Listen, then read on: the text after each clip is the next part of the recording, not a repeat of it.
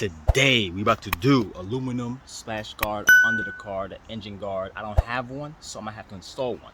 I got the aluminum one instead of the plastic one, cause aluminum one gonna last longer than the plastic, cause the plastic be ripping. But anyways, let's get it. Okay, first things first, make sure your car is up.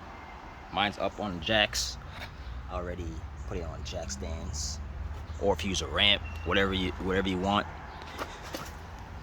And yeah, let's start this shit. Oh yeah, you see my crack right there? It's fucked up. Got that on the highway. As you see, I have nothing under here. No splash guard, no nothing. So if you have one, you have to remove yours first before you install the new one. This is it right here. Boom, boom. It's the rest.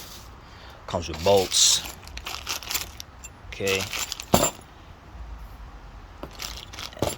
Now, let's put it on.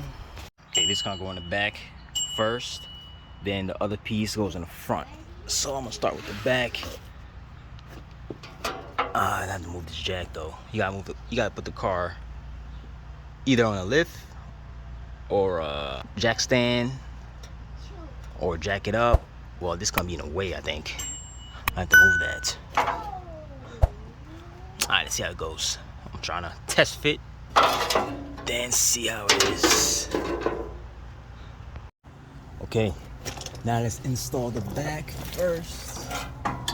This long piece. Put the tens that came with it.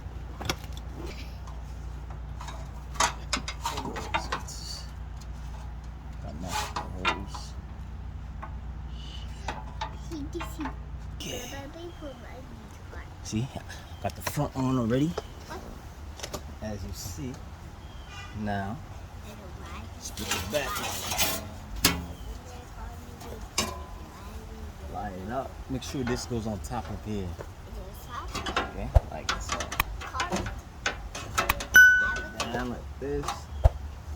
Okay, boom. And crank it up. Two.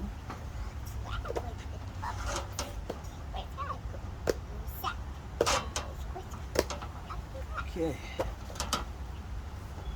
You line it up, put your bolts in. Okay, so this is for anybody who has the spacer for the oil pan. You know, mine was kind of in the way, so I had to finesse this thing a little bit. So I had to put some self-tap screws in the backs and pretty much drill the hole. This hole was right here, so I had to drill a hole, put my own bolt in there. I'm gonna do the same thing on this side, and I'm gonna self-tap over here, self-tap in here, and these screws will just go on. Mine's missing over here, so I might self-tap like in the middle, so it don't, get, so it's not that loose like this. But yeah, that's what I did. So, and I put some self-tap over here because I'm not gonna, the holes don't even line up over here, so I just self-tap with them. Right, as you see, boom, I'm gonna put one right here in the middle. So now, when you have this on, when you do oil changes, you're gonna have to take off these two 10mm bolts, then drop the oil, then put this back pretty much. But if you're going over here, since you have these self-tap screws in there, you're gonna have to take all those out and just remove this over here if you're trying to go to the fog light and all that. And yeah, pretty much what you have to do. If you don't feel like doing this, man, I don't blame you, because it's gonna be mad work to get to the fog light, unless you could get it from here, from over here. But other than that, this will be good. The weather, it won't go up to your alternator, your crank pulley.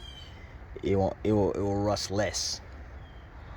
Okay, now I'm gonna finish do what I gotta do and wrap it up. Okay, so this is how you put it. This is rear-wheel drive, by the way. It's for those people who's curious how this works. When you take off this, when you do your oil change, take off these two 10mm, and it just drops like that. You see, there's a door. Okay, you just drop it, This is your right here. Drain your oil, and that's it. You close it like so. Boom. And boom. Tighten it up. Yeah, pretty much it.